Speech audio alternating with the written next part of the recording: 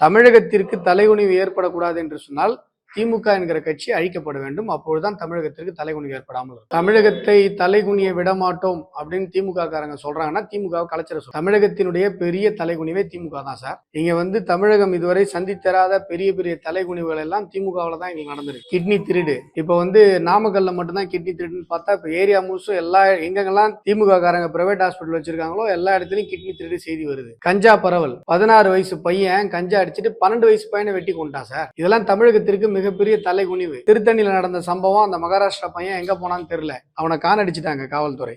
இதெல்லாம் தமிழகத்திற்கு ஒரு மிகப்பெரிய தலைகுனிவு. தமிழகத்திற்கு தலைகுனிவு ஏற்படக்கூடாது என்று சொன்னால் திமுக என்கிற கட்சி அழிக்கப்பட வேண்டும். அப்பொழுதுதான் தமிழகத்திற்கு தலைகுனிவு ஏற்படாமல் இருக்கும். பாஜக உள்ள வராது, பாஜக கால் பதிக்காது, பாஜக கை ஊனாது, இப்படி எல்லாம் சொல்லிட்டே இருங்க. நாங்க 18% இன்றைக்கு பெற்றிருக்கிற ஒரு கட்சியாக இருந்து கொண்டிருக்கிறோம் களத்துல. தமிழகத்துல பாஜக இல்லாத ஊர் கிடையாது, பாஜக கொடி பறக்காத கிராமம் கிடையாது. எல்லா இடங்களிலும் காவி கொடி இன்றைக்கு பறந்து கொண்டிருக்கிறது. பாஜகவினுடைய கொடி பறந்து கொண்டிருக்கு.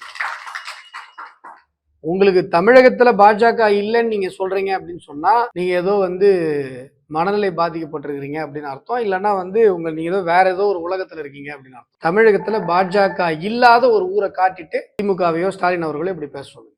நீங்க கேரளாவில் திருவனந்தபுரத்துல உள்ளாட்சி தேர்தல் நடந்தது. நீங்க தேர்தல் வெற்றியை பார்த்திருப்பீங்க. மேயர், துணை மேயர் நாங்க தான் கைப்பற்றிருக்கோம். பட்டியல் சமூகத்தை சார்ந்த ஒருவரை பொது தொகுதியில நிப்பாட்டி ஜெயிக்க வச்சு இன்றைக்கு திருவனந்தபுரத்துல நாங்க துணை மேயராக மாற்றிருக்கிறோம். இதுதான் பாஜக. அந்த பகுதியில இஸ்லாமிய பெருமக்கள், குறிப்பாக இஸ்லாமிய சகோதரிகள் பெருவாரியாக பாரதிய ஜனதா கட்சியினருக்கு வாக்களித்திருக்கிறார். பாரதிய ஜனதா கட்சி சிறுபான்மை மக்களுக்கு எதிரான கட்சி என்கிற பொய் பிம்பம் இதனால் உடைபட்டு போயிருக்கிறது. இனிமேலும் அந்த பொய் பிம்பத்தை சொல்லிட்டு தமிழ்நாட்டில் ஏமாற்று அரசியல் இனிமேலும் செய்ய வேண்டாம்.